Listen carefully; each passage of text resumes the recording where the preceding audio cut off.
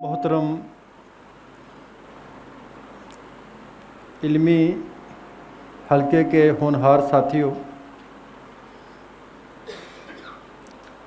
جس موضوع پہ میں آپ کے سامنے بات کرنا چاہتا ہوں وہ پاکستان حلال سٹینڈرڈز میں فقہی احکامات جو ہیں اس کے حوالے سے ہے۔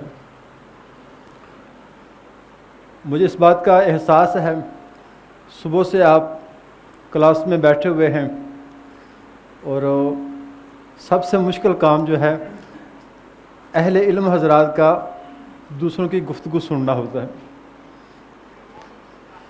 تو میں کوشش کروں گا کہ اس میں آپ بھی شریک رہیں اور مجھے بھی آپ اپنے ساتھ کچھ سیکھنے کا موقع دیں۔ آپ میں سے کتنے ساتھی ہیں جو جانتے ہیں کہ سٹینڈرڈز کسے کہتے ہیں؟ معلوم ہے سٹینڈرڈز کسے کہتے ہیں؟ دو ساتھیوں نے ہاتھ کھڑے کیے ہیں، تو 3 ہو گئے ہیں۔ تو اب ایک مثال کے ذریعے میں آپ کو سمجھاتا ہوں۔ ایک دیہاتی آدمی گاؤں سے مکھن سے گھی تیار کیا، شہر لے گیا اور وہاں جا کر اس نے ایک دکاندار کو فروخت کیا۔ دکاندار نے کہا کہ آپ کو پیسے چاہیے یا اس کی کوئی چیز خریدنی ہے؟ اس نے کہا مجھے چینی دے دیں۔ تو اس نے 1 کلو چینی اسے دے دی اور اسے کہا گیا کہ جب دوبارہ آپ کے پاس 1 کلو بن جائے تو پھر لے آنا، ہم آپ سے خرید لیں گے۔ تو کچھ عرصے بعد جب وہ گاؤں سے 1 کلو دیسی گھی لے کر آیا، اس کو دیے، اس نے اس کو پیسے دیے اور باقی 1 کلو چینی بھی اس کو دے دی۔ تو جب وہ پیسے دے کے فارغ ہوا تو دکاندار کے دل میں بات آئی کہ میں اس کو تول کے دیکھوں، اس کا وزن کروں کہ یہ کلو پورا بھی ہے کہ نہیں۔ اور اس نے جب چینی تولی تو وہ کلو سے کم تھی۔ اس نے اس دیہاتی کو پکڑ لیا کہ بھئی آپ ہمارے ساتھ فراڈ کرتے ہیں، میں نے آپ کو 1 کلو گھی کے پیسے دیے ہیں اور آپ نے جو مجھے مکھن دیا ہے یا گھی دیا ہے یہ تو 1 کلو سے کم ہے۔ اسے کہا بھئی ہم تو دیہاتی لوگ ہیں، ہمارے پاس تو کوئی ترازو یا اس طرح کا کوئی اسکیل نہیں ہے۔ تو پھر کہا آپ نے کیسے اندازہ کیا کہ یہ 1 کلو گھی ہے؟ وہ کہا کہ جو آپ نے 1 کلو چینی مجھے دی تھی، میں نے اسی کو ایک سائڈ پہ رکھا اور جو گھی بنا تھا اس کو ایک سائڈ پہ رکھا، تو جتنی آپ نے 1 کلو دی تھی اسی کے برابر وزن کر کے میں لے آیا ہوں۔ تو اب اسے سمجھ آئی کہ میں نے خود جو اس کو چینی دی تھی وہ تو کلو سے کم تھی، تو اس میں بیچارے کیا قصور ہے؟ قصور تو سارا میرا ہے۔ تو اس کو کیسے پتہ چلا کہ یہ 1 کلو سے کم ہے؟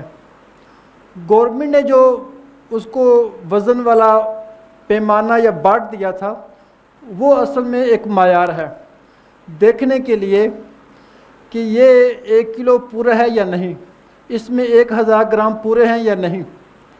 تو وہ ایک معیار ہوتا ہے، وہ ایک سٹینڈرڈ ہے۔ تو جب پاکستان حلال سٹینڈرڈز کی بات آئے گی تو اس میں وہ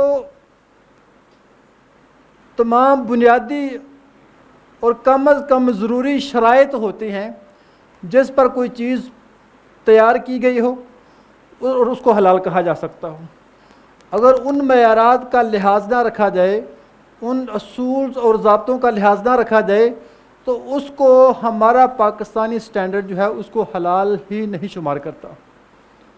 تو اس لحاظ سے پاکستان نے جو حلال معیارات مقرر کیے ہیں اس کا نام ہے PS3733 اور یہ ورژن ہے 2019 کا، اور سب سے پہلے انہوں نے 2009 میں بنایا تھا، اس کے بعد 2012 میں، اور پھر اس میں مزید تبدیلیاں کی گئیں اور 2016 میں بنا، اور اب جو حتمی سٹینڈرڈ ہے وہ 2019 میں آ کے بنا ہے۔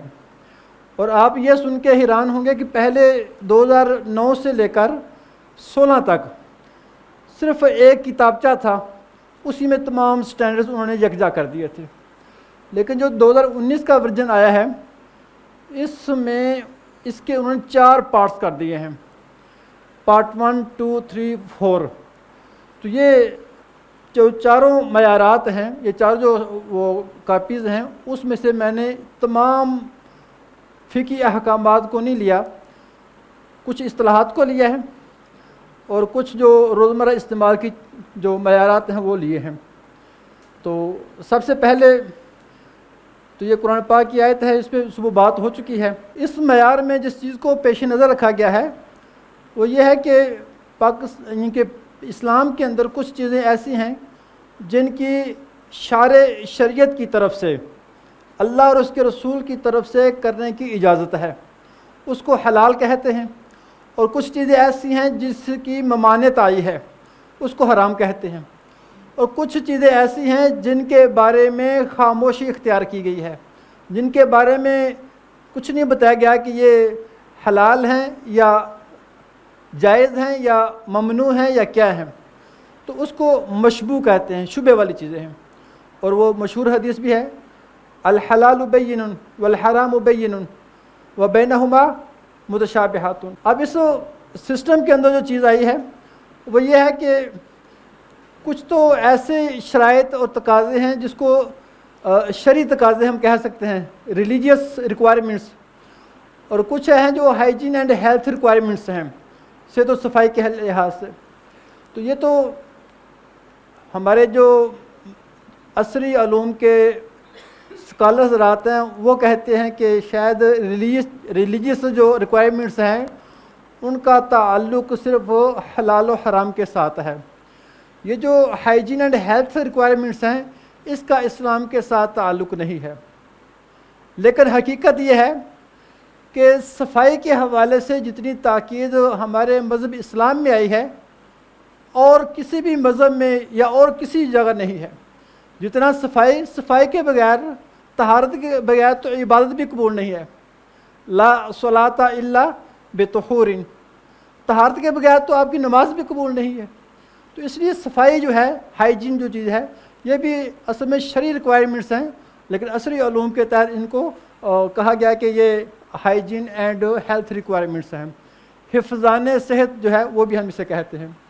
تو جب ان دونوں چیزوں کا جو شرعی احکامات ہیں اور جو ہائیجین اینڈ ہیلتھ یعنی کہ صحت و صفائی کے لحاظ سے جو احتیاطیں ہیں ان دونوں کو لحاظ رکھیں گے، پھر انہینس بزنس، پھر آپ کا کاروبار اس میں برکت آئے گی، ترقی ہوگی، اور پھر آپ کی ترقی کو کوئی روک نہیں سکتا۔ اب اس میں سب سے پہلے اسلامک لاز اسٹینڈرڈ میں 3.1 جو اس کی کاز ہے، اس کلاس کے تحت کہا کہ اسلامک لاز سے کیا مراد ہے، تو اس کا میں نے ترجمہ کیا ہے قرآن و سنت سے اخذ کردہ قوانین۔ تو جب بھی اسٹینڈرڈ میں اکارڈنگ ٹو اسلامک لاز آئے گا تو اس کا مطلب یہ ہوگا کہ وہ قوانین جو قرآن و سنت سے ماخوذ ہیں۔ اسی طرح حلال جو ہے وہ کہتے ہیں کہ تھنگز اور actions permitted by laws of Islam, اسلامی قانون میں جن کے کرنے کی اجازت ہے یا جو کام کرنا جائز ہے اس کو حلال کہتے ہیں۔ تو حرام کسے کہیں گے؟ اس کے برعکس، اس کے اپوزٹ، کہ جس چیز کی اجازت ہے وہ حلال ہے اور جس چیز کی اجازت نہیں ہے، ممنوع ہے، وہ حرام ہے۔ اور ایک چیز سے اللہ نے روک دیا ہے، منع کر دیا، اللہ کے رسول نے منع کر دیا ہے، تو اس سے بچنا یہ ضروری ہے، اور نہیں بچیں گے تو یہ آپ حرام۔ اچھا، سلاٹرنگ میں یعنی کہ جب آپ نے ذبح کرنا ہے تو ذبح کے لیے صبح مولانا غیاث صاحب نے بھی آپ کو پڑھایا ہوگا کہ یہ شرط ہے کہ ذابح مسلم ہو۔ فقہ میں بھی یہی ہے، کیا خیال ہے؟ کوئی اگر ہندو ذبح کر دے اور بسم اللہ اللہ اکبر بھی کہے اور قبلہ رخ بھی کرے تو اس کا ذبیحہ حلال ہوگا؟ مسلم کسے کہتے ہیں؟ تو جو انہوں نے یہاں پر اس کی ڈیفینیشن لکھی ہے، جو اس کی تعریف کی ہے، یہ نیچے اردو میں ہے اور قرآن پاک میں بھی آتا ہے، کل آمن باللہ و ملائکتہ و کتبہ و رسلہ والیوم، اور حدیث میں بھی ہے، وہ جو حدیث جبریل ہے کہ جب پوچھا گیا کہ ایمان کسے کہتے ہیں، ان تؤمن باللہ و ملائکتہ و کتبہ و رسلہ والیوم الآخر، تو اسی کو بتایا گیا کہ مسلم ہے۔ سب سے پہلی شرط یہ ہے کہ مسلمان وہ آدمی ہوگا جس کا اللہ تعالیٰ کی وحدانیت پر ایمان اور یقین ہوگا، دوسرا فرشتوں پر ایمان ہوگا، تیسرا تمام جو مقدس کتابیں ہیں، زبور، تورات، انجیل اور قرآن مجید، ان سب پر یہ ایمان ہو کہ یہ من جانب اللہ ہے، اور بالخصوص قرآن پاک پر اس کا ایمان ہو کہ یہ اللہ تعالیٰ کی آخری کتاب ہے، یہ اللہ کا کلام ہے اور یہ محمد عربی صلی اللہ علیہ وسلم پر نازل کی گئی ہے۔ اور قرآن پاک کے بارے میں یہ بھی اس کا عقیدہ ہو کہ یہ غیر تحریف شدہ ہے، اس میں کسی قسم کی کوئی تبدیلی، کوئی چینج نہیں ہوئی۔ اور اسی طرح پھر اس کے بارے میں کہا گیا کہ دا ہولی پرافٹس، تمام انبیاء کے اوپر بھی اس کا ایمان ہو کہ یہ سارے کے سارے اللہ تعالیٰ کے پیغمبر رسول ہیں، اور خاص طور پر حضرت محمد مصطفیٰ صلی اللہ علیہ وسلم کی ختم نبوت پر ایمان ہو۔ اور اس کی تفصیلات یہاں لکھی ہیں کہ وہ یہ خیال کرے، یہ عقیدہ رکھے کہ absolute and unqualified finality of the prophethood, the Islamic prophet Muhammad peace be upon him, کہ حضرت محمد مصطفیٰ صلی اللہ علیہ وسلم جو ہیں وہ اللہ تعالیٰ کے آخری نبی ہیں، اس کے بعد کوئی نبوت نہیں ہے، یہ اس کا ایمان ہو۔ تو اس طرح جو قادیانی ہیں وہ چاہے کلمہ پڑھیں اور باقی چیزوں پر یوں کہیں کہ ہمارا ایمان ہے، جب وہ ختم نبوت پر ایمان نہیں ہوگا تو اسے مسلم کنسیڈر نہیں کیا جائے گا۔ اسی طرح کہا کہ نہ ہی وہ کسی ایسے شخص پر وہ ایمان رکھتا ہو جو کسی بھی لحاظ سے، کسی بھی حیثیت سے نبوت کا دعویٰ کرے، یا کوئی ایسا مذہبی مسئلہ جو ہے وہ جو جس کا یہ دعویٰ ہو یا وہ کلیم کرتا ہو کہ وہ بھی کسی لحاظ سے وقت کا نبی ہے، تو اس طرح کا جس کے اوپر ایمان ہوگا وہ بندہ مسلم نہیں ہوگا۔ اور اسی طرح پھر آخری بات ہے کہ اس کا ایمان ہو کہ دا ڈے آف ججمنٹ، فیصلے کے دن پر، مالک یوم الدین، یوم آخرت پر اس کا ایمان ہوگا۔ تو یہ بنیادی شرائط ہیں، جس کے اندر یہ شرائط ہوں گی اس کا ذبیحہ حلال ہے، اس کو مسلمان کنسیڈر کیا جائے گا، جس کا یہ عقیدہ نہیں ہے وہ مسلم شمار نہیں ہوگا اور اس کا ذبیحہ حلال نہیں ہوگا۔ طیب کے بارے میں ڈاکٹر سلمان صاحب بھی ایک کر رہے تھے تعریف، لیکن جو پاکستان حلال سٹینڈرز میں لکھا ہوا ہے وہ things that are intrinsically and naturally liked by the Muslim, وہ تمام اشیاء جو مسلمان طبعی طور پر جسے پسند کرتا ہو یا اس کو ذاتی طور پر اس سے وہ چیزیں پسند ہوں۔ تو یہ جو یہ کو طبیعت کو اچھی لگیں، ایک تو یہ تعریف ہے، دوسری ہے those are safe, delicious, pure and naturally nutritious and permitted as per law of Islam, کہ وہ طیب چیز وہ ہوگی جو سیف ہو، یعنی کہ محفوظ ہو، اس کے اندر کوئی بیماری نہ ہو، اس کے اندر کوئی ایسی چیز نہ ہو کہ جو صحت کے لیے نقصان دہ ہو۔ ڈیلیشیس کہتے ہیں کہ وہ خوش ذائقہ ہو، ذائقے دار ہو، خالص ہو، اور نیوٹریشن جو ہے غذائیت سے بھرپور ہو، اس کے یعنی کہ وہ اس کا مقصد جسم کو غذا فراہم کرنا، انرجی، قوت فراہم کرنا، یہ موجود ہو۔ اور آخری بات یہ ہے کہ اس کی اسلامی قانون میں کھانے کی اجازت بھی ہو۔ تو یہ ساری چیزیں اس کے اندر ہوں گے تو پھر وہ طیب ہے، بصورت دیگر طیب نہیں ہے۔ حرام یہ 3.5 پہ انہوں نے بتایا ہے، وہی things are actions strictly prohibited by law of Islam, شریعت اسلامی میں جن اعمال کو یا اشیاء کو یا چیزوں کو سختی سے منع کر دیا گیا ہے وہ حرام ہے۔ خبیث یا مستخبث، تو اس کے بارے میں انہوں نے 2 چیزیں لکھی ہیں کہ پہلی چیز تو یہ کہ وہ ایبومینیبل ہو، یعنی کہ وہ انسان اس کی طبیعت کو ناپسند ہو، انسان اس سے کراہت کرتا ہو، مکروہ ہو، انسان اس کو ڈس لائک کرتا ہو۔ اور دوسرا یہ ہے کہ یہ جو کراہت ہے یہ طبعی طور پر اس کے اندر پائی جائے۔ اور دوسری جو تعریف کی گئی ہے کہ جس کی شریعت اسلامی میں ممانعت ہو، اور مثال کے طور پہ کہا ہے کہ انسیکٹس، جتنے بھی یہ حشرات الارض ہیں اور پیسٹ جو کیڑے مکوڑے ہیں، تو یہ سارے جو ہیں یہ خبیث میں آتے ہیں۔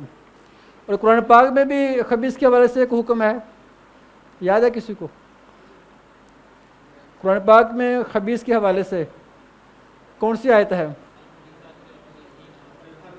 آپ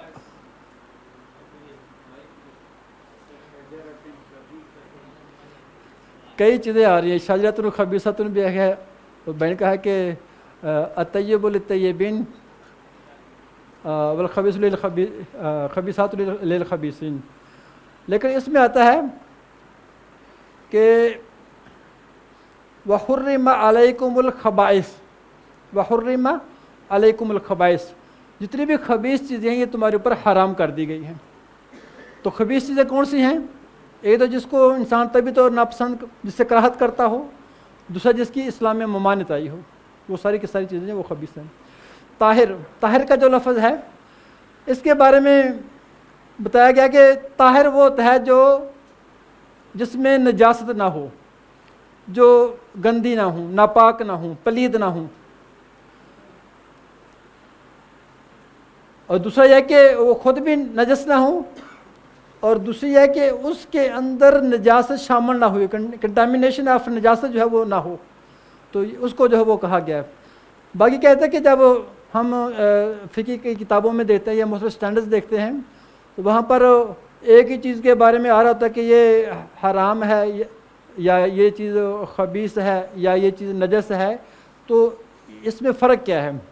تو کہتے ہیں کہ حلال اور حرام کا جو الفاظ ہے یہ انٹرنی طور پر یوز ہوتا ہے، یعنی کہ جو اندرونی حکام ہے، جو چیز ہم غذا کے طور پہ جسم کے اندر داخل کرتے ہیں اس کے بارے میں دیکھا جاتا ہے کہ یہ چیز اسلام میں اس کی اجازت ہے، یہ شرعی طور پہ یہ ہمارے لیے کھانا جائز ہے یہ نہیں، تو اس کا تعلق حلال و حرام کے ساتھ ہے۔ اور جو ایکسٹرنل ہے، ان کے باہر جو ہے باہر کوئی چیز لگ جاتی ہے، آپ کے کپڑوں پہ کوئی رنگ لگ جاتا ہے، کوئی چیز لگ جاتی ہے، کوئی میل چیز لگ جاتی ہے، دیکھیں گے یہ چیز پاک تھی یا ناپاک تھی۔ تو جو بیرونی استعمال ہے اس کے لیے پاک ناپاک یعنی کہ یہ جو طاہر اور نجس کا لفظ استعمال ہوگا، اور جو اس کا تعلق اندرونی استعمال کے ساتھ ہے اس کا حلال اور حرام کے ساتھ۔ نجس کسے کہتے ہیں؟ نجس بھائی نے بتایا کہ خبیث کو کہتے ہیں،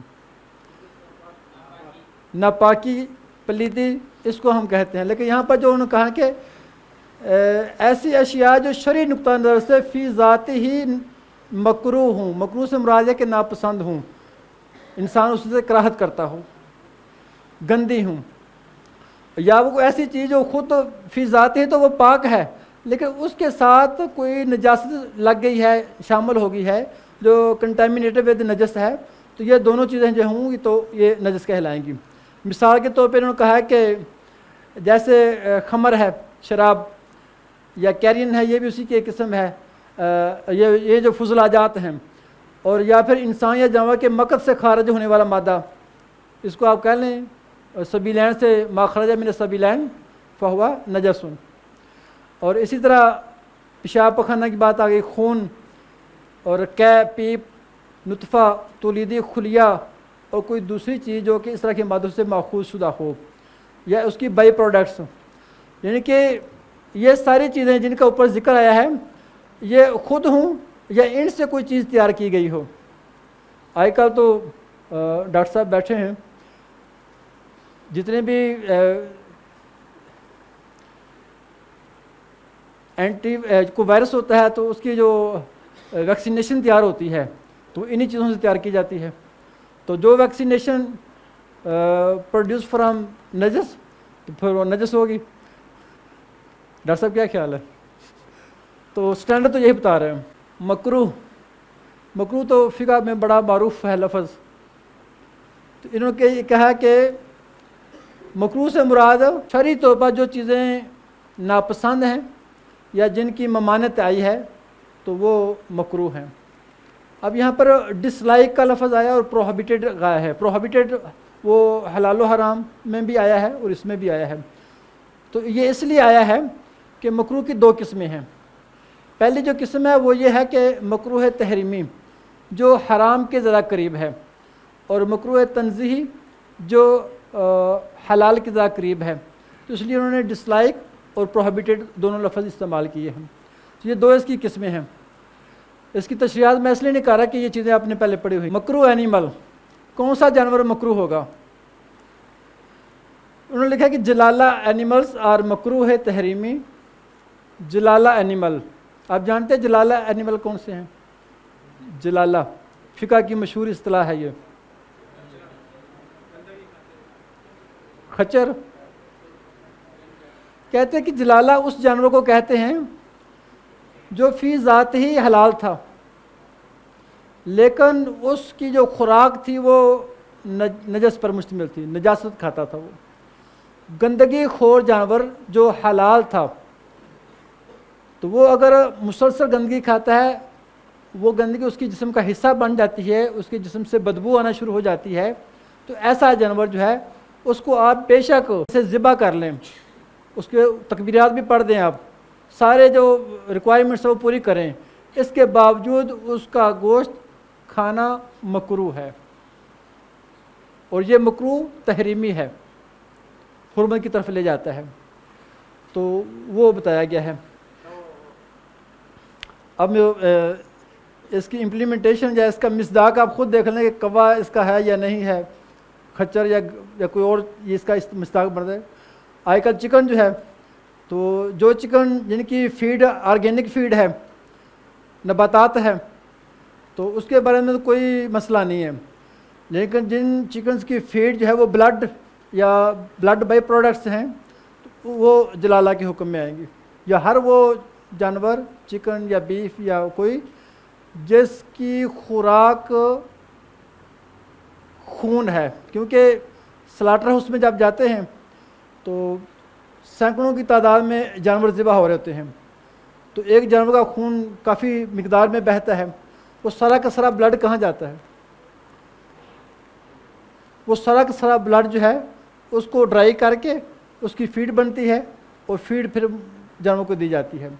تو جو جانور اس طرح کی فیڈ کھا کے تیار ہوں گے، ویسے ایک چکن کو سال لگتا ہے، 6 ماہ لگتے ہیں، اور جب اس طرح کی فیڈ کھائے گا تو کتنے دنوں میں تیار ہوگا؟ 40 دن میں، یا اس سے پہلے بھی تیار ہو سکتا ہے.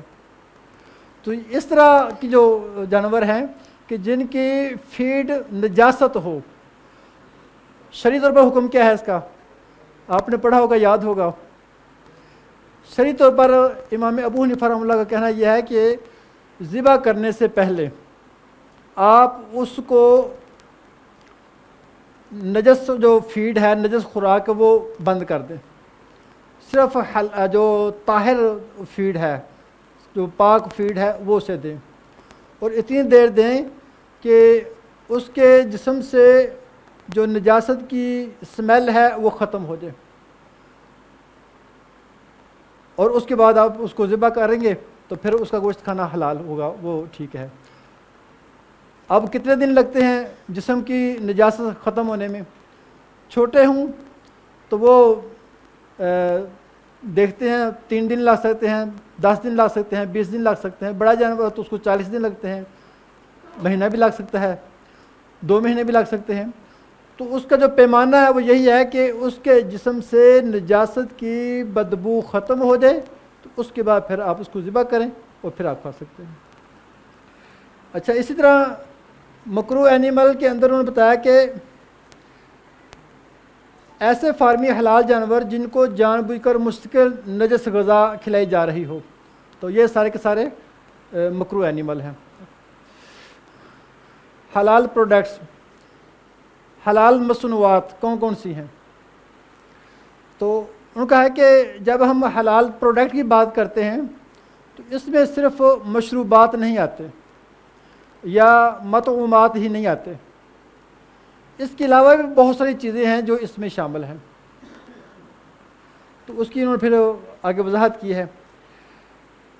اس میں پہلی چیز یہ کی ہے کہ کوئی بھی ایسی فوڈ، کوئی بھی ایسی خوراک جس کے اندر حرام جانور کا کوئی حصہ شامل ہو، اس کا گوشت شامل ہو، یا اس کی کوئی بھی چیز، یا جانوروں سے جو چیز ڈرائی کرتے ہیں، بس چربی نکال لیتے ہیں. چربی سے کیا بنتا ہے؟ آئل، آئل سے پھر صابن بنتا ہے. چربی برگر میں بھی لگتی ہے، پیزے میں بھی لگتی ہے، اور کاسمیٹکس جو چیزیں ہوتی ہیں اس میں بھی لگتی ہے۔ جسم کو آئلی کرنے کے لیے آپ صابن دیکھتے ہیں نا، بعض خشک ہوتے ہیں، بعض آئلی ہوتے ہیں، تو یہ سارا کمال چربی کا ہوتا ہے۔ آپ کہہ رہے ہیں کہ اگر وہ چربی کسی حلال جانور کی ہوگی، اس کا بیرونی استعمال بھی ٹھیک ہے اور اس کا کھانا بھی ٹھیک ہے، لیکن اگر وہ کسی حرام جانور کی ہے، خنزیر کی ہے، تو اس کا حکم پھر آپ بہتر سمجھتے ہیں۔ تو کہتے ہیں کہ حلال پروڈکٹ وہ ہوگی جس کے اندر کسی بھی حرام جانور کا کوئی جز شامل نہ ہو۔ چربی تو ایک مثال دی ہے نا، اور بھی بہت سی چیزیں سے حاصل کی جاتی ہیں۔ یا پھر ایک ہے کہ یا کسی حلال جانور کا میٹ جو ہے وہ گوشت بھی شامل نہ ہو جس کو شرعی طریقے سے ذبح نہیں کیا گیا۔ بکری حلال ہے نا، اگر آپ اس کو ذبح کریں گے اللہ کے نام پر، پھر اس کا گوشت کھائیں گے تو وہ حلال ہے، لیکن آپ اسے ذبح کیا غیر اللہ کے نام پر تو گوشت اس کا حلال ہوگا؟ یا آپ نے اسے ذبح نہیں کیا، ویسے ہی جھٹکا لگایا، اس کے پیس کیے اور کھا گئے، تو اس کا گوشت حرام ہوگا۔ تو اس لیے کہا کہ جس مصنوعات کے اندر، جس پروڈکٹ کے اندر حلال جانور جن کو شرعی طریقے سے ذبح نہیں کیا گیا ان کا کوئی جز شامل ہوا تو وہ بھی حرام ہوگا۔ اچھا، اسی طرح ان مصنوعات کے اعضائے ترکیبی میں حرام یا نجس جز شامل نہ ہو۔ بات وہی جو اوپر آ گئی تھی، جتنے بھی اس کے جز ہیں، یعنی کہ ہم کوئی سالن تیار کرتے ہیں، اس میں جہاں پر مثلا سبزی پڑتی ہے وہاں پر مسالہ جات بھی پڑتے ہیں، وہاں پر گھی بھی پڑتا ہے، اور بھی بہت ساری چیزیں پڑتی ہیں، تو جتنے بھی یہ اجزاء ہیں کوئی جز بھی ایسا نہ ہو جو نجس ہو۔ کوئی گندگی چیز، اس میں گندی چیز ڈال دی گئی ہے تو سارا سالن خراب ہو جائے گا۔ اس کے اندر ایک جہاں پر یہ کیا کہتے ہیں، ہمارے استاد محترم تھے مولانا مشتاق احمد خان صاحب، آج کل UK میں ہوتے ہیں، نور العزا پڑھا رہے تھے، تو انہوں نے مثال دی، انہوں نے کہا کہ ایک چھوٹا سا تالاب ہے، 10 بائی 10 نہیں چھوٹا ہے، تو اس کے قریب ایک گدھا کھڑا ہو کے اس میں رس گلے پھینک دیتا ہے یا گلاب جامن پھینک دیتا ہے، تو وہ پانی پاک ہوگا ناپاک ہوگا؟ تو اس طرح کی چیزیں جو ہیں وہ بتایا گیا ہے کہ کوئی نجس چیز وہ اس میں شامل ہو جائے تو پھر وہ بھی چیز محفوظ حلال نہیں رہے گی۔ اچھا، اسی طرح انہوں نے کہا کہ انسانی صحت کے لیے مضر نہ ہو بلکہ اس کے لیے سیف ہو، محفوظ ہو۔ اور اہم جو چیز ہے اس میں یہ بتایا گیا کہ تمام جو اس کے مراحل ہیں، اس کی پریپریشن ہے، اس کی پروسیسنگ ہے، مینوفیکچرنگ ہے، تو اس میں جتنے بھی آلات یا مشینری استعمال ہوگی وہ مشینری بھی نجاست سے پاک ہونی چاہیے، وہ بھی صاف ستھری ہونی چاہیے۔ اور عام طور پہ ایک ہوٹل میں ہم گئے اس کا آرڈر کرنے کے لیے، تو ہر چیز صاف ستھری تھی، لیکن جس وہ چھری سے وہ پیس کر رہے تھے، گوشت کاٹ رہے تھے، تو اس کو کاٹنے کے بعد وہ ایک ڈبے میں رکھ رہے تھے، وہاں سے پھر نکالتے ہو پھر کاٹتے تھے۔ تو ہم نے کہا ڈبے میں کیوں رکھتے ہیں؟ کہہ رہے ہیں کہ اس میں جراثیم کچھ کیمیکل ڈالا ہوا ہے۔ جب وہ کیمیکل دیکھا گیا تو وہ تھی الکوہل۔ تو اس کا مطلب ہے کہ جو میٹ ہے وہ جب بھی اس کو کاٹتے ہیں تو وہ الکوہل سے چھری نکالتے ابل گئے۔ تو اس طرح کہتے ہیں کہ جتنے بھی آلات ہیں وہ بھی فری فرام نجس، فری فرام حرام۔ اور اس طرح کہا کہ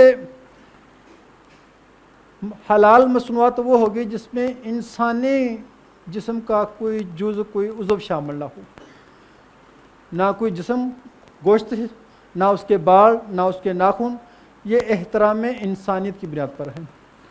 اور اس طرح کہا کہ اس کی جو پیکنگ ہے یا اس کے سٹوریج ہے یا اس کی ٹرانسپورٹیشن ہے، جو ترسیل ہے، اس دوران بھی اس کے ساتھ کوئی نجاست، کوئی گندگی نہ لگے۔ حرام مصنوعات میں بہت ساری چیزیں ہیں، تو بہت ساری چیزیں پہلے بھی آ گئی ہیں۔ پہلی تو یہ ہے کہ وہ شرعی طریقے سے ذبح نہ کیا گیا ہو۔ دوسری شرط یہ ہے کہ انہوں نے کہا ہے کہ 7 parts آف حلال animals slaughtered in compliance with the Shariah requirements۔ کہہ رہے ہیں کہ حلال جانور ہے، شرعی طریقے سے اسے ذبح کیا گیا ہے، اس کے باوجود اس کے 7 اعضاء ایسے ہیں جو حلال نہیں ہیں، وہ حرام ہیں۔ وہ کون کون سے ہیں؟ وہ انہوں نے لکھا ہوا ہے، سب سے پہلے بلڈ، خون حرام ہے۔ خون کی حرمت اس لیے ہے کہ قرآن نص کرتی ہے وحرمت علیکم الدم ولحم الخنزیر، تو دم جو ہے خون وہ اس لیے ہے۔ دوسرا ہے یہ جو مثانہ، پیشاب کی تھیلی جو ہے۔ تیسرا پتا، غدود اور اعضائے تناسل، یعنی کہ مرد کے ہوں یا عورت کے ہوں، میل کے ہوں یا فیمیل کے ہوں، نر کے ہوں یا مادہ کے ہوں۔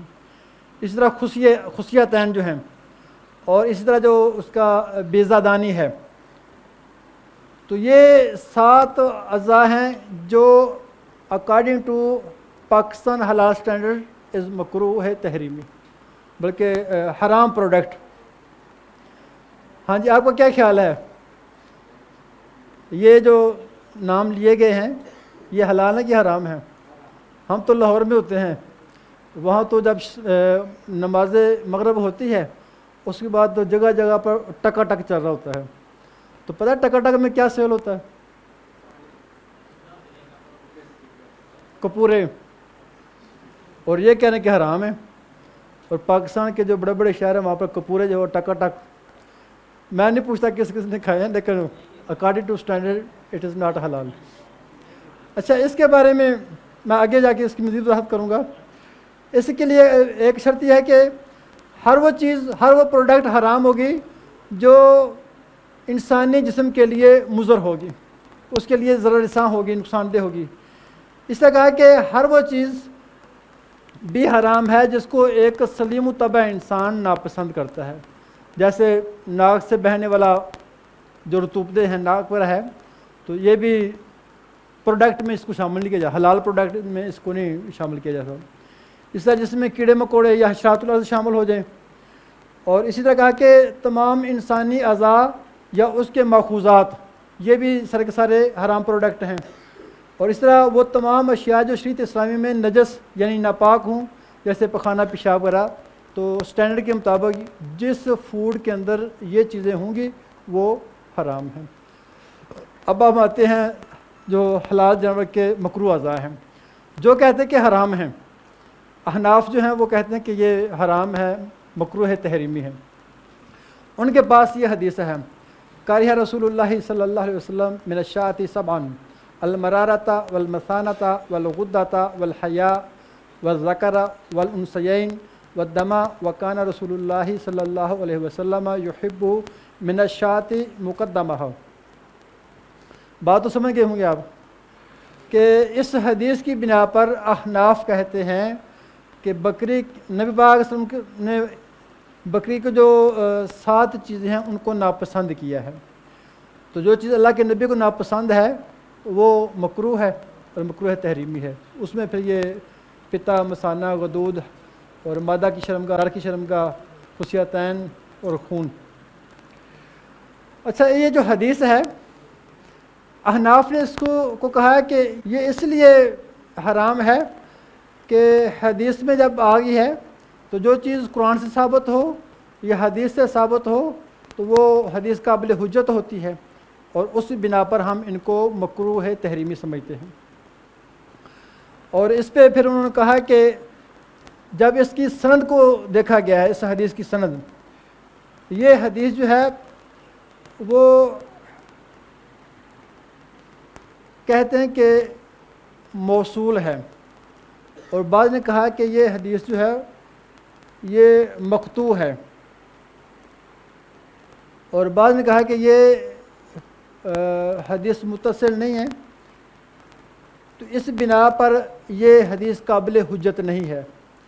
تو احناف نے کہا کہ یہ حدیث ٹھیک ہے، صحیح حدیث نہیں ہے، لیکن ایک غیر صحیح حدیث جو ہوتی ہے اس کی تائید اگر مرسل حدیث سے ہو جائے، اس کی تائید اگر مقطوع حدیث سے ہو جائے تو وہ قابل حجت ہوتی ہے۔ تو اس بنا پر احناف کا مسلک یہ ہے کہ یہ 7 اعضاء۔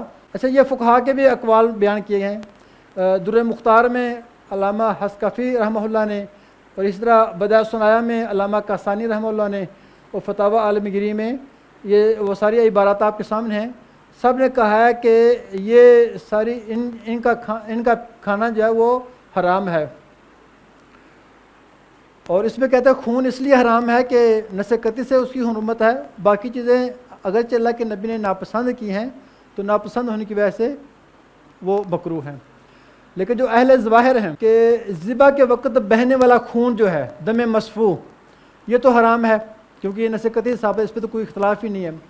باقی جو 6 چیزیں اس میں بیان کی گئی ہیں وہ کہتے ہیں کہ چونکہ نس قطعی میں ان کا ذکر نہیں ہے لہٰذا وہ حرام نہیں ہیں. اور ان کی دلیل یہ ہے کہ یہ حدیث مرسل ہے اور مرسل ہونے کی وجہ سے ضعیف ہے اور اس ضعف کی بنا پر اس کی حرمت ثابت نہیں ہوتی. آگے حرام جانور کون کون سے ہیں تو بات تو پھر تکرار کی آ جائے گی. جن کو صحیح طریقے سے ذبح نہ کیا گیا ہو, جو موت کا شکار ہو جائیں, طبی موت مر جائیں یا حادثاتی موت آ جائے, یا وہ شکاری جانور جو اپنے تیز دانتوں سے یا اپنے پنجوں سے اپنے ہدف کا شکار کرتے ہیں, اس کو چیر پھاڑ کے وہ کھا جاتے ہیں, یا وہ جن کے لمبے لمبے دانت ہیں اور وہ بھی دانتوں سے یا اپنے پنجوں سے وہ کھاتے ہیں, اپنی کچلیوں سے کھا جاتے ہیں. اس کی مثال ہے ریچھ, ہاتھی, بندر, بیڑیا, شیر, چیتا, پینتھر, بلی, لومڑیاں, گلیریاں, چوہے. یہ ساری جو چیزیں ہیں یہ کیا ہیں؟ حرام ہیں, حلال نہیں کہنا. تو اس پہ یہ جو قرآن پاک کی ایک آیت ہے تو اس میں وہ بتا دیا گیا ہے کہ میتہ مردار جو ہے اور لحم الخنزیر, اس طرح وما احل لغیر اللہ والمنخنقۃ والموقوذۃ والمتردیۃ والنطیحۃ, یہ ساری وہ اقسام ہیں جو اپنی موت مر جاتے ہیں یا کسی وجہ سے حادثاتی موت کا شکار ہوتے ہیں. اچھا, تو یہ مثال ہے, وہ جانور نے کھایا ہے تو کسی جانور نے کھا کے چھوڑ دیا ہے تو وہ بھی حرام ہے. اس طرح یہ خنزیر ہے یا قتل ہو گیا ہے یا اس کو ذبح نہیں کیا گیا, ویسے مار دیا گیا ہے, تو یہ مختلف صورتیں ہیں جن کے اوپر قرآن پاک کی آیت میں تشریح ہے. اس طرح یہ تصویر کس کی ہے؟ یہ ایک وہ ہے پگ, مادہ پگ ہے اور یہ کتا ہے. تو یہ پگ تو اس لیے کہ قرآن پاک میں اس کا تذکرہ آ گیا ہے اور یہ اس لیے کہ یہ مردار ہے, میتہ. اچھا, اس طرح کون کون سی چیزیں حرام ہیں تفصیلات بھی ساتھ ساتھ تو وہ دیکھیے. پریڈیٹری اینیملز دیٹ پرے دیئر ٹارگٹ ود دیئر کلیز, تو یہ وہ ہیں جانور جو شکار کرتے ہیں اپنے دانتوں سے یا اپنے پنجوں سے. تو یہ ان کی ساری سامنے آ گئی شکلیں. اچھا, اس طرح پرندوں میں سے جن کی چونچ تھوڑی سی اس میں کرو ہے, ٹیڑھی ہے, اور اس چونچ سے وہ اپنا شکار پکڑتے ہیں, اس کی چیر پھاڑ کر کے وہ کرتے ہیں. تو یہ سارے اس کے بارے میں کہا گیا کہ ذی مخلبن. اچھا, یہ جو جانور ہیں یہ ہیں پیٹس اینڈ وینیموس اینیملز. وینیموس کہتے ہیں کہ جو زہریلے جانور ہوتے ہیں جن کے اندر زہر ہوتا ہے. کس کے اندر زہر نہیں ہے؟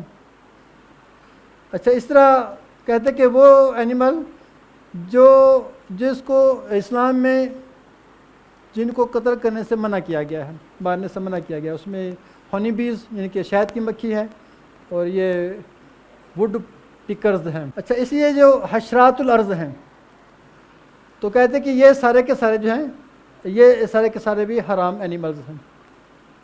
اس طرح یہ کوئی جانتا ہے نا, آپ اسلام آباد بیٹھے ہیں, ہو سکتا ہے اسمبلی میں ہوں کہیں. خیر یہ گھوڑے تو نہیں ہیں, خچر اور گدھے ہیں. تو اس کے بارے میں کہا گیا کہ یہ بھی اللہ کے نبی نے باقاعدہ منع کیا ہے, اوپر حدیث بھی ہے. اچھا, حلال اینیملز یا برڈز وہ کون سے ہیں؟ تو اس میں انہوں نے بتا دیا ہے ڈومیسٹک اینیملز یعنی کہ پالتو جانور جیسے مویشی ہے, بھینس, بھیڑ, بکری, اونٹ, مرغیاں, یہ تو آپ سب جانتے ہیں. اس طرح غیر شکاری جنگلی حلال جانور جیسے ہرن ہے اور جنگلی مویشی وغیرہ یہ ہیں. اس طرح غیر شکاری پرندے جیسے کبوتر ہے, چڑیا ہے, بٹیر اور شتر مرغ وغیرہ. اور اسی طرح ٹڈی دل جو ہے جسے ہم کہتے ہیں گراس ہوپرز یا لوکاس. اچھا, اس طرح یہ ایک مسئلہ ہے کہ یہ تو ان کا تذکرہ تھا جن کا ہم گوشت کھاتے ہیں, اور جن چیزوں کا ہم گوشت نہیں کھاتے. یہاں پر نیچرل منرلز اینڈ کیمیکلز ہیں یا بیوریج ہیں، تو اس کے بارے میں ایک اصول یاد رکھیں، جتنے بھی معدن ہیں زمین سے نکلنے والی چیزیں، نمک بھی زمین سے نکلتا ہے وہ بھی معدن میں آئے گا، یا کیمیکلز ہیں یا مشروبات ہیں، سارے کے سارے حلال ہیں اگر وہ 3 چیزوں سے خالی ہوں۔ پہلی چیز یہ ہے کہ وہ زہریلے نہ ہوں، جو بھی یعنی کہ جس کے اندر پائزن ہوگا، زہر ہوگا، وہ حرام ہوگا۔ دوسری جو ہے وہ نشہ آور نہ ہو، یعنی جو بھی انٹاکسیکیٹڈ ہے وہ سارے کے سارے حرام ہیں۔ اور تیسرا جو ہے کہ وہ ہیزر ٹو ہیلتھ، صحت کے لیے نقصان دہ نہ ہو، ضرر رساں نہ ہو، کسی کے کھانے سے بیماری نہ بڑھ جائے، ورنہ یہ چلا تھا نا کہ چکن بلڈ فلو، تو اس کا کیا تھا، ایک بیماری تھی جو چکن میں پھیلی، جن لوگوں نے وہ چکن کھایا وہ بھی بیمار ہو گئے۔ تو ایسا گوشت جس کے اندر بیماری ہوگی، جو صحت کے لیے نقصان دہ ہوگا، تو وہ بھی حرام اینیمل میں آئے گا۔ اچھا، یہاں پر یہ بتایا گیا ہے کہ جن جانوروں کو ذبح کرنا ہے ان کی کیا ریکوائرمنٹس ہیں، کیا تقاضے ہیں۔ تو اس میں سب سے پہلی بات یہ بتائی گئی ہے کہ وہ جانور اس کیٹیگری سے ہو، اس کا تعلق اس نسل سے ہو یا اس قسم سے ہو جن کو اللہ نے حلال قرار دیا ہے۔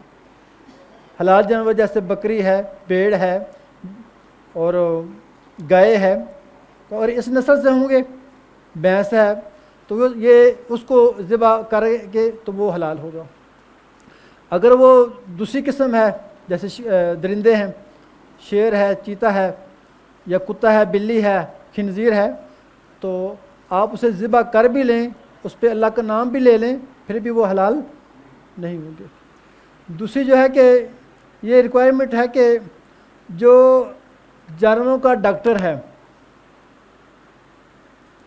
وہ اس کو سرٹیفائی کرے یا اس کو چیک کر کے بتائے کہ اس جانور کے اندر کوئی بیماری نہیں ہے، اس کا گوشت کھانے سے لوگ بیمار نہیں ہوں گے۔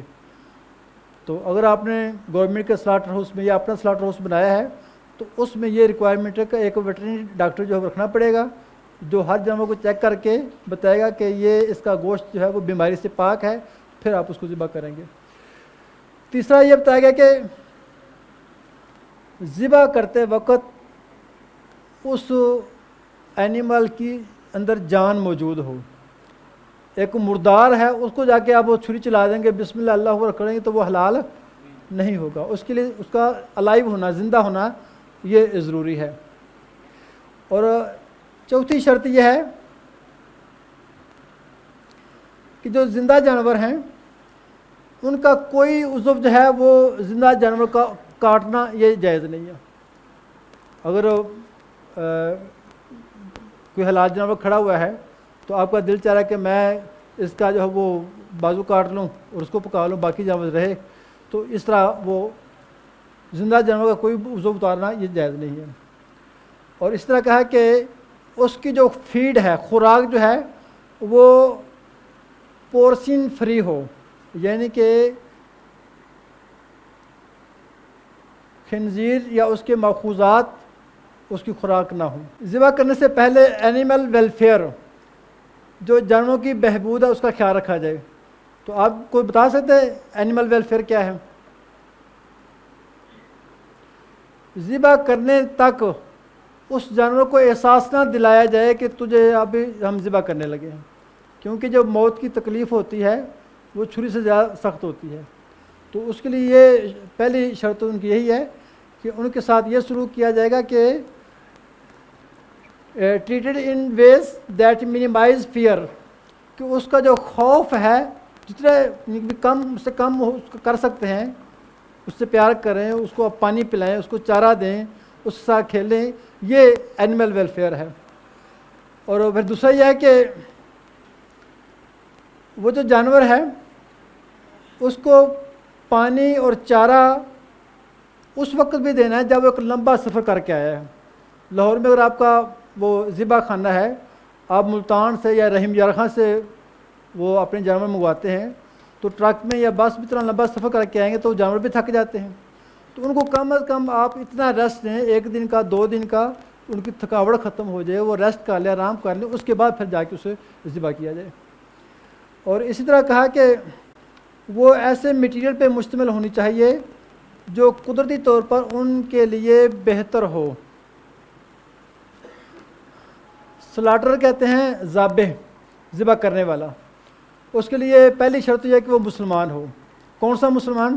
جو شروع میں جو مسلمان کی ڈیفینیشن پڑھی ہے اس کے مطابق۔ دوسری شرط یہ ہے کہ mentally sound and fully understand the fundamentals Islamic laws, وہ باشعور ہو اور اسلامی احکامات جو ذبح کے متعلق ہیں ان سب کا اسے علم ہو، اسے پتہ ہو کہ چھری کہاں پہ چلانی ہے، اور اسے یہ پتہ ہو کہ جانور کو ذبح کرتے ہوئے تکبیر کہنی ہے، اللہ کے نام پہ ذبح کرنا ہے، جتنے بھی اسلامی جو بنیادی احکامات ہیں اس کا اسے مکمل علم ہونا چاہیے۔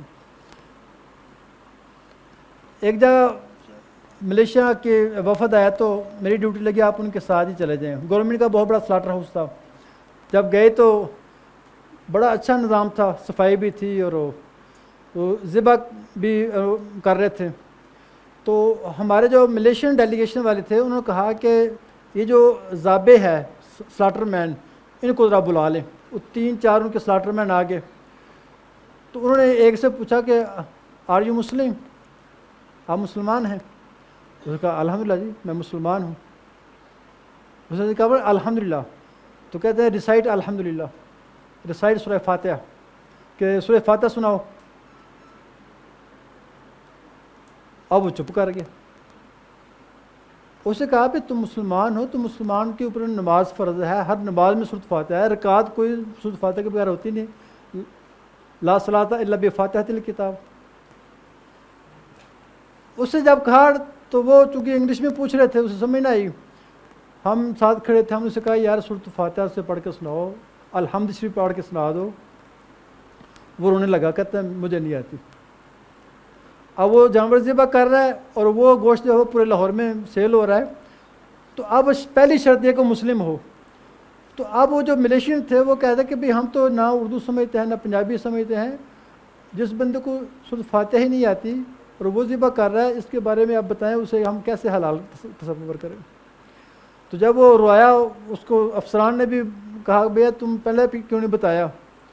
اس نے کہا کہ میں کیا کروں، میری بیٹی جو ہے وہ حافظ قرآن ہے، میرا بیٹا جو ہے وہ مدرسے میں پڑھ رہا ہے، لیکن میں اس سے محروم ہوں۔ شوق محبت سب کچھ ہے، تو یہ ان کی ریکوائرمنٹ ہے کہ وہ جو فنڈامنٹلز اسلامک لاز ہیں اس کو وہ جانتا ہو اور وہ مسلم ہو۔ اس طرح کہا کہ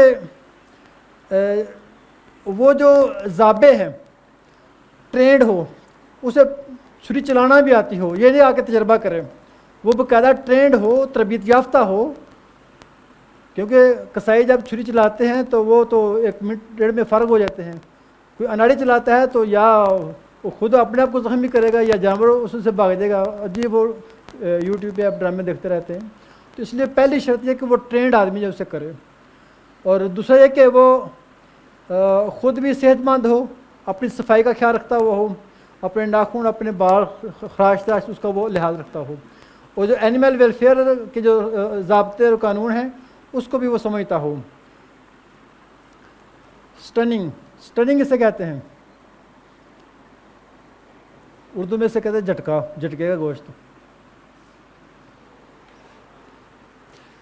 یہ جو یورپ ہے یا غیر مسلم ممالک، وہاں پر یہ ہوتا ہے کہ وہ کہتے ہیں کہ جانور کے گلے کو کاٹ دینا، اس کا خون نکلتا ہے، وہ سب دیکھتا ہے تو یہ اس کے ساتھ ظلم ہے۔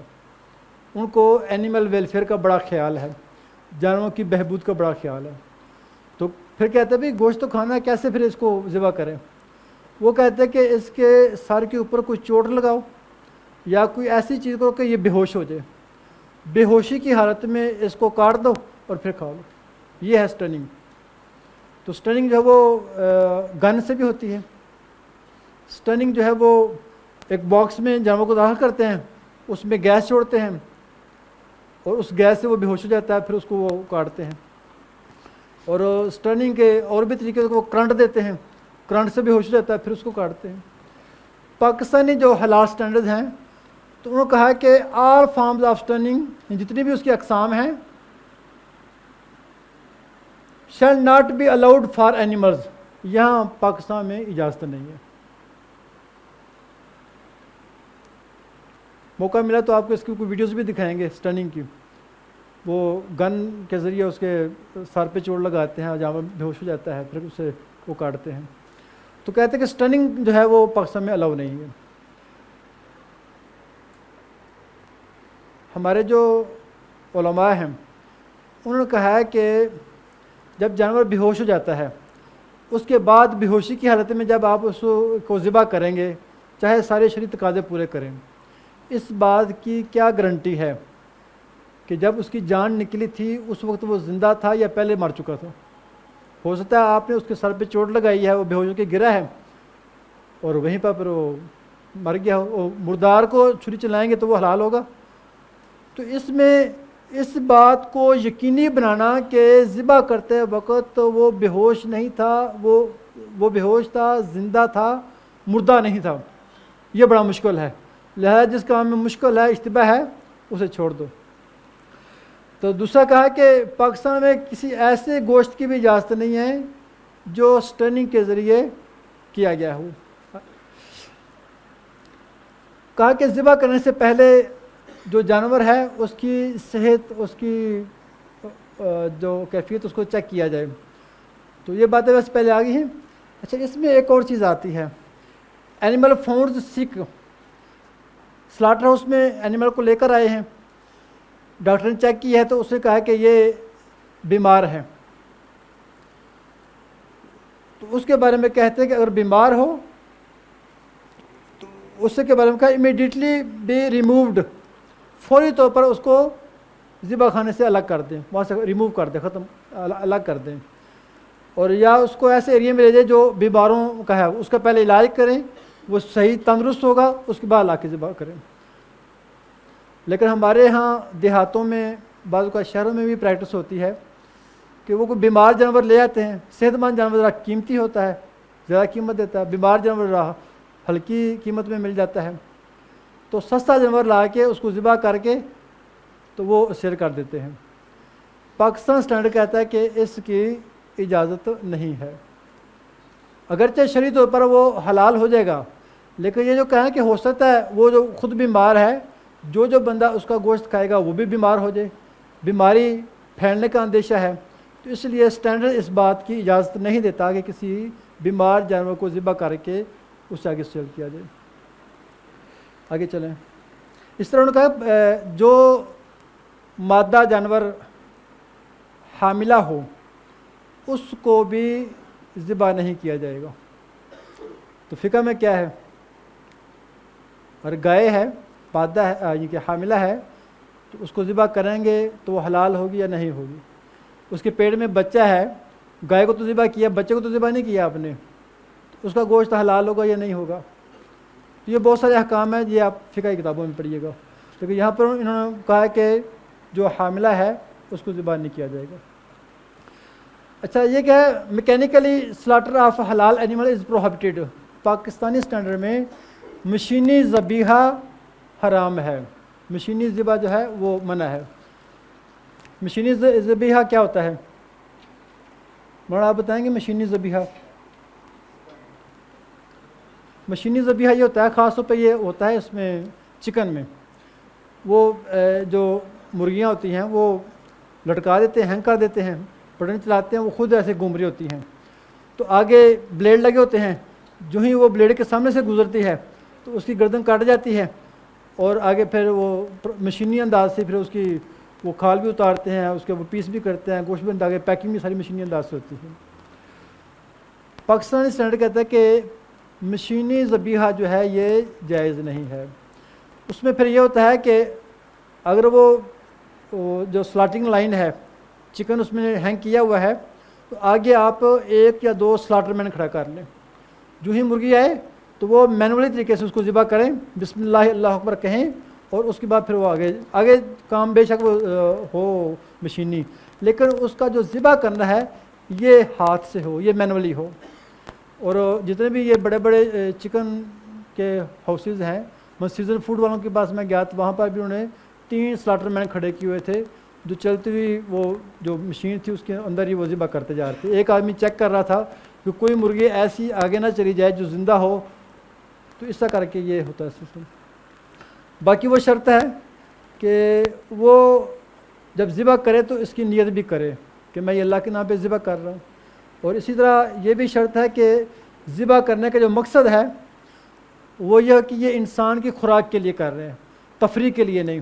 تفریح کے لیے جانوروں کو مارنا, ان کو ذبح کرنا یہ جائز نہیں ہے. اور اس طرح انہوں نے کہا ہے کہ کوشش یہ کی جائے کہ ذبح کرتے ہوئے اس کو بائیں پہلو پہ گرایا جائے اور اس کا رخ قبلے کی طرف کیا جائے اور کم سے کم اس کو تکلیف پہنچائی جائے. اور ایک جگہ پہ آتا ہے کہ جو چھری ہے یہ آلہ اس کا وہ تیز ہونا چاہیے, تیز دار آلے سے اسے کو ذبح کیا جائے. اور پھر یہ کہ ذبح کرتے ہوئے جو تکبیر ہے, تسمیہ, بسم اللہ اللہ اکبر, یہ باواز بلند کہے اور غیر اللہ کا نام جام بھی کرنا لے. یہ منتخب فقہی احکام تھے جو میں نے آپ کے سامنے شیئر کیے ہیں. اینی کویسچن, جو کوئی سوال کرنا چاہے کر لیں.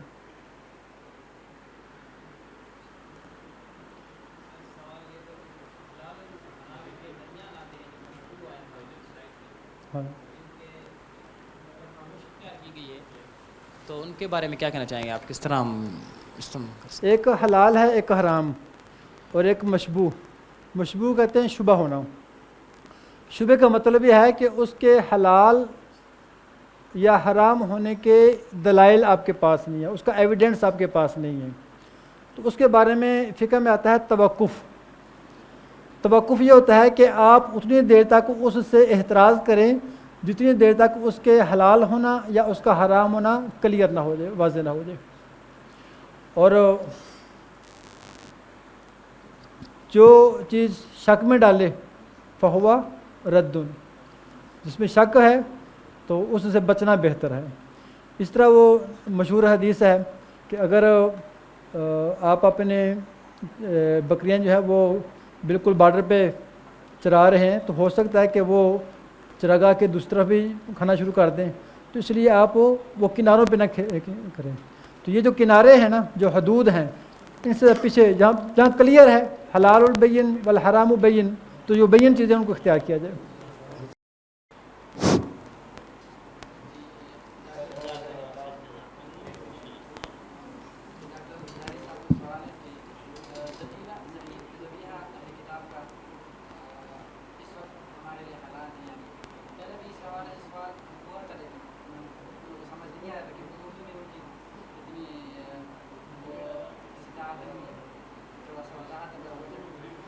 ہاں جی, اہل کتاب کا ذبیحہ حلال ہے یا نہیں؟ ڈاکٹر ظاہر صاحب نے یہ پوچھا ہے. اہل کتاب کے بارے میں علماء نے یہ رائے دی ہے بعمل اہل کتاب کا ذبیحہ حلال ہے, اور جو بے عمل ہے, جن کا اپنے دین پہ عمل نہیں ہے, تو ان سے بچنا بہتر ہے, احتراز یہ بہتر ہے. سوال یہ کہ آپ نے جو کہا کہ جو مشینی ذریعے کے ذریعے اس کو یعنی ذبح کیا جاتا ہے, آپ نے کہا کہ پاکستان میں اس کو یعنی کہ جائز ناجائز قرار دیا گیا ہے. پاکستان میں بھی یعنی کہ قربانی کے موقع پر مشینری کے ذریعے گائے یا بھینس وغیرہ کی قربانی ہوتی ہے, اور اس مشین کے ذریعے اس کی کھال اتاری جاتی ہے, اس کے پیسز کیے جاتے ہیں, لیکن اس کے گلے پہ چھری جو ہے وہ مشینی نہیں ہوتی, وہ کسائی اپنے ہاتھ سے ذبح کرتا ہے. پاکستان میں یہی پریکٹس ہے. ان کا سوال.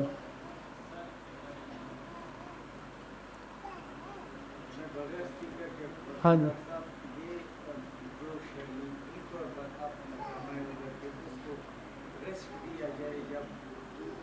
ٹرانسپورٹیشن جب ہو.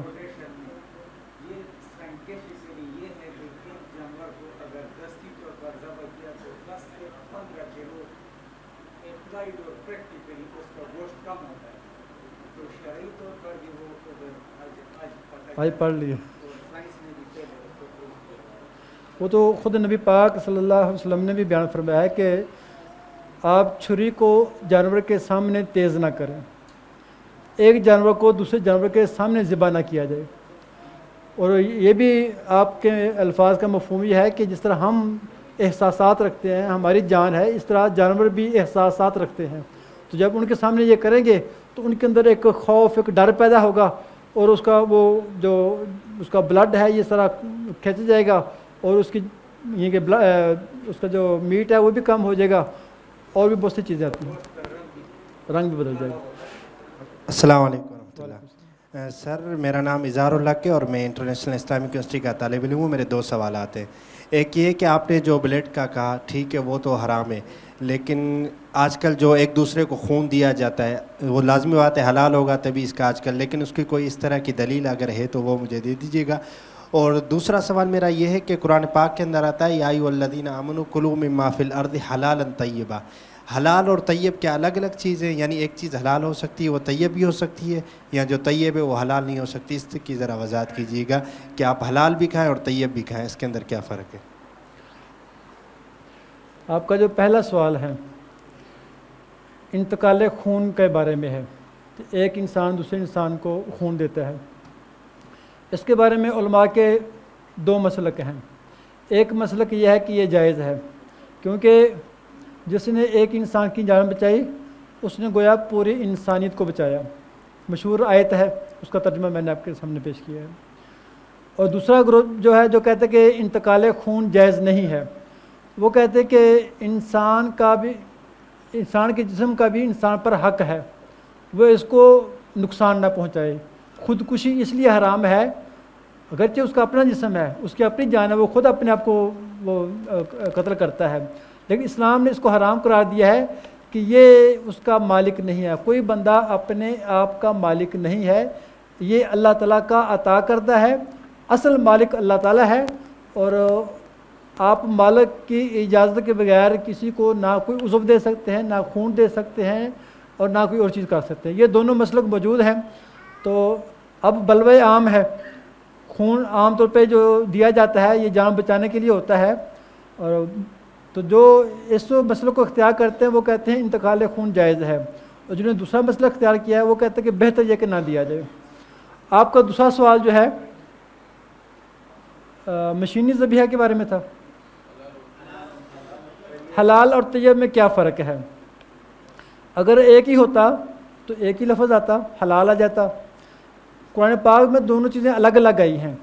تو حلال کہتے ہیں جس کی اللہ رب العزت کی طرف سے, شارع شریعت کی طرف سے اجازت ہو, تو وہ حلال ہے. ہر حلال چیز جو ہے وہ طیب ہوتی ہے. اور جو طیب ہے اس کے بارے میں صبح ڈاکٹر صاحب نے بتایا تھا, اور ابھی اس اسٹینڈرڈ میں بتا دیا گیا ہے. پہلی اس کی خصوصیت ہے کہ وہ سیف ہو, یعنی وہ آپ کے لیے اس میں غذائیت ہو, آپ کے لیے اس میں ذائقہ ہو, اور اس کے اندر ضرر نہ پایا جائے, تو وہ طیب ہے.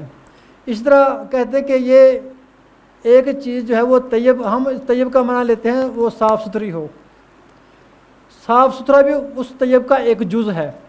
ایک چیز صاف ستھری ہونے کے باوجود اگر وہ بیماری کا سبب بنتی ہے, ایک چیز صاف ستھری ہونے کے باوجود آپ کے لیے نقصان دہ ہے, تو اس کو ہم طیب نہیں کہیں گے. اس کی بہترین مثال جو ہے وہ وائن ہے.